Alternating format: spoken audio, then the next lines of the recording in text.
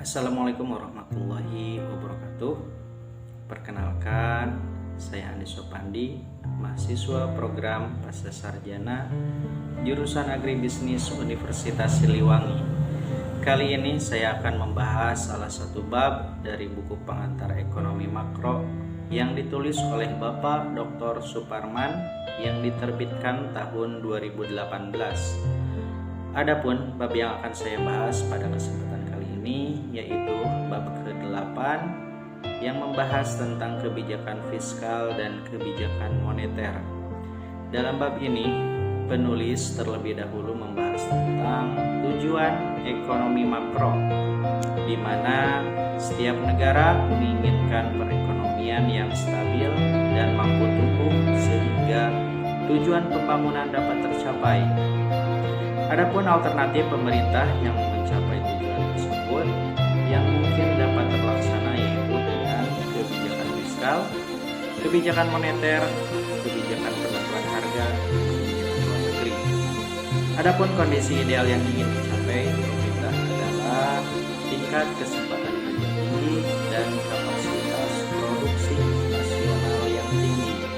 Maka untuk mencapai kebutuhan tersebut ada dua sifat kebijakan, yaitu kebijakan ekspansif dan kebijakan kontraktif.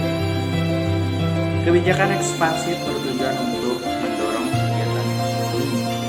Kebijakan ini dilakukan ketika perekonomian mengalami kelesuan. Umum, kegiatan ini untuk meningkatkan pendapatan nasional dan menurunkan pengangguran. Kedua kebijakan kontraktif, kebijakan ini kebalikan dari kebijakan ekspansif yang bertujuan untuk memperlambat kegiatan ekonomi disebabkan oleh tingginya laju inflasi.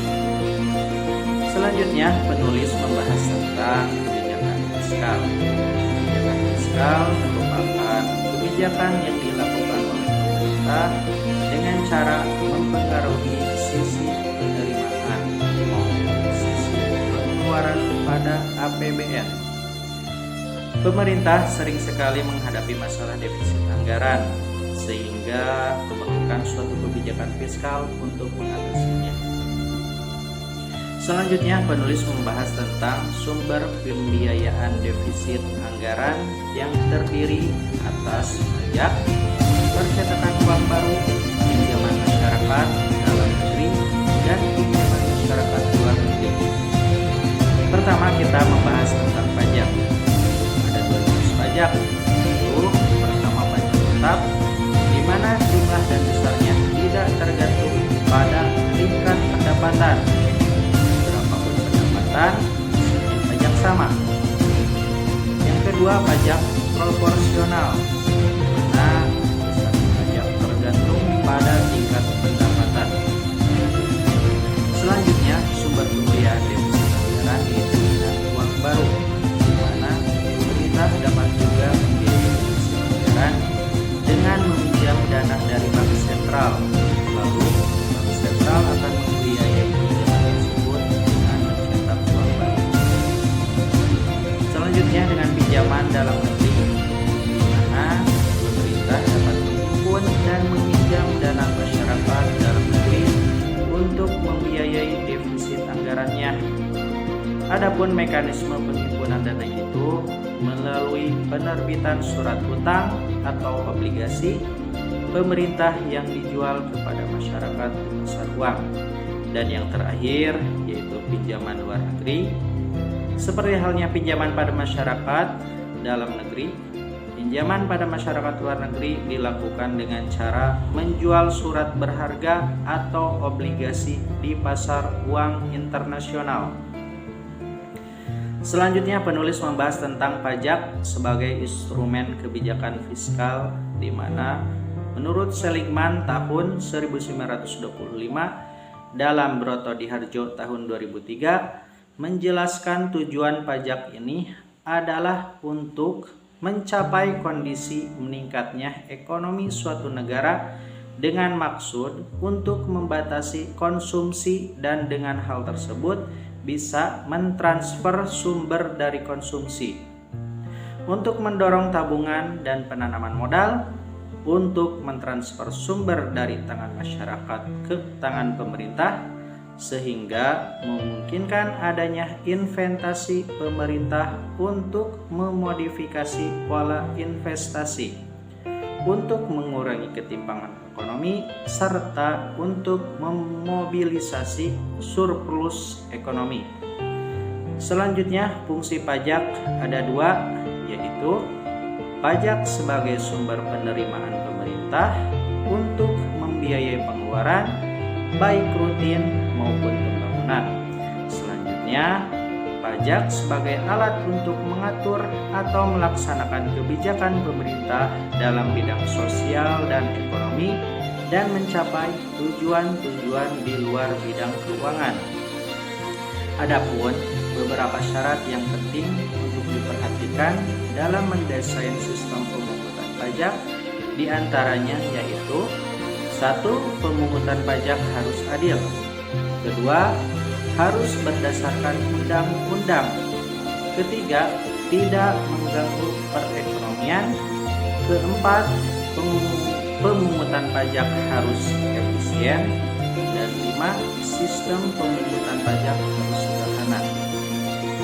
Adapun sistem pemungutan pajak terdiri dari 3 sistem, yaitu Official Assessment System, di mana pemungutan pajak yang memberi kewenangan aparatur perpajakan untuk menentukan sendiri jumlah pajak yang terutang setiap tahunnya sesuai dengan ketentuan undang-undang perpajakan yang berlaku.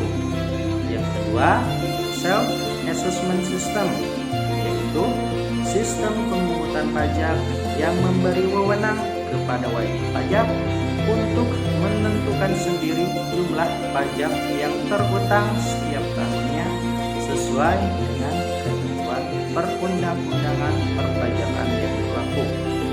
Yang terakhir atau yang ketiga, Withholding System, di mana pemungutan pajak yang memberi wewenang kepada pihak ketiga untuk menentukan besarnya jumlah pajak yang terutang setiap tahunnya sesuai dengan ketentuan undang-undang perpajakan yang berlaku. Selanjutnya, penulis membahas tentang pajak daerah serta retribusi, di mana pajak dan retribusi ini merupakan sumber pendapatan bagi daerah itu sendiri.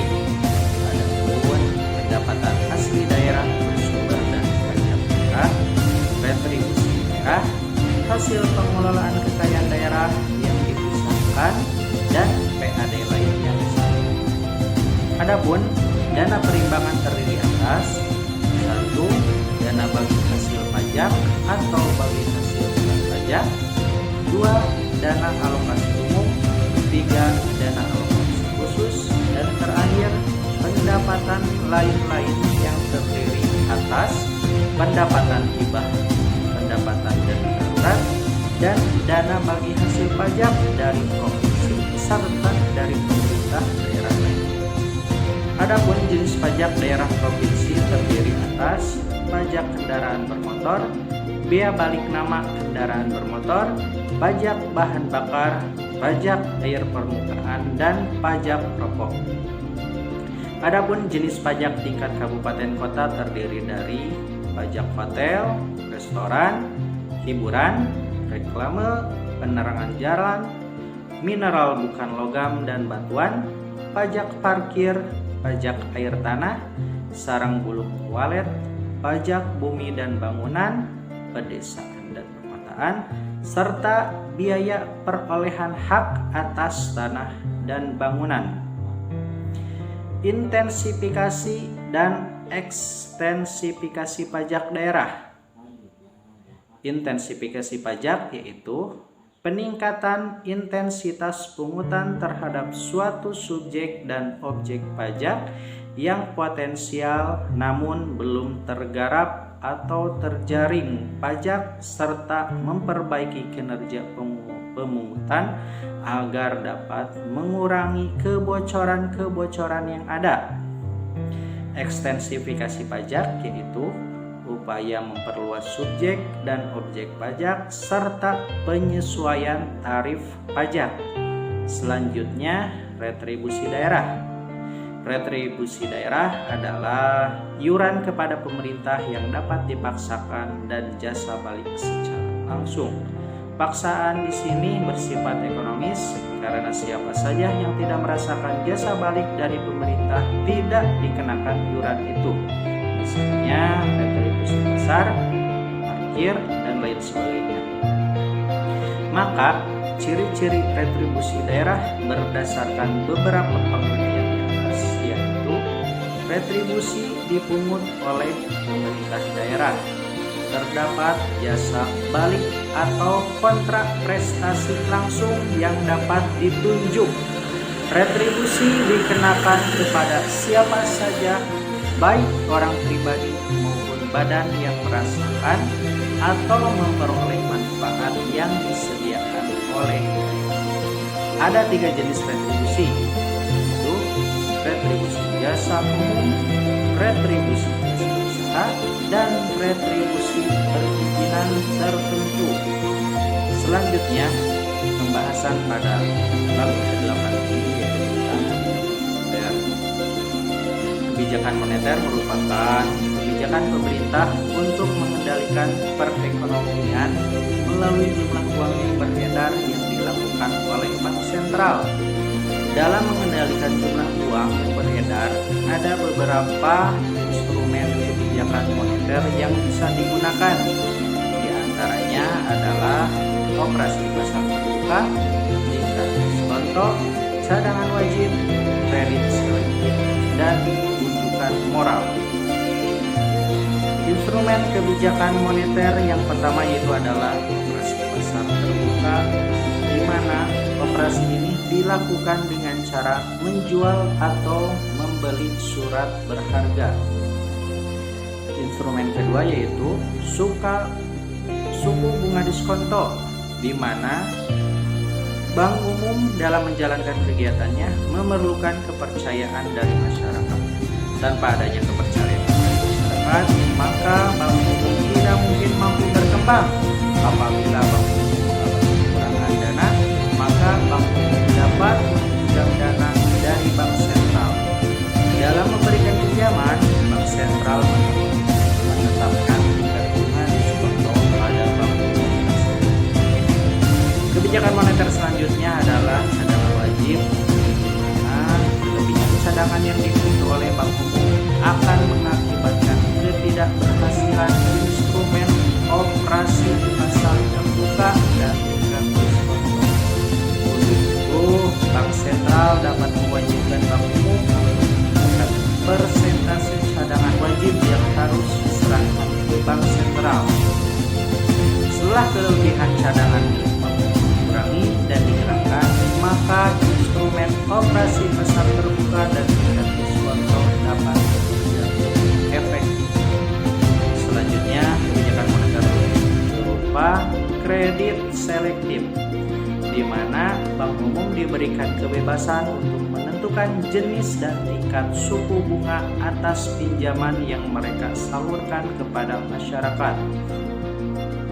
Pemerintah dapat menggunakan kebijakan ini untuk melakukan pengawasan pada bank umum mengenai penyaluran kredit mereka dan jenis investasi yang dilakukan sesuai dengan keinginan pemerintah.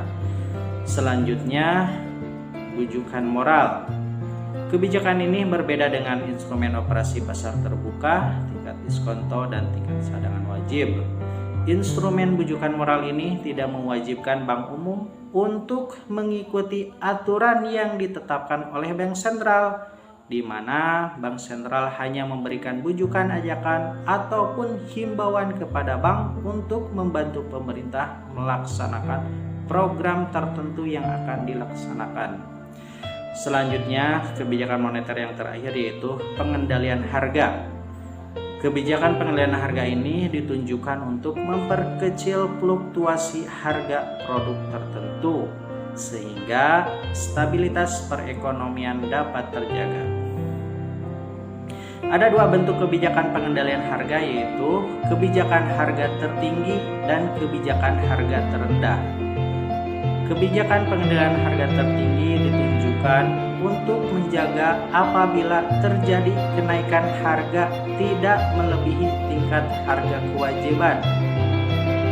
Sebaliknya, kebijakan harga terendah yaitu ditujukan untuk menjaga agar harga tidak turun sangat rendah. Kedua jenis kebijakan ini tidak lain untuk melindungi produsen maupun konsumen. Demikian pembahasan buku pengantar ekonomi makro pada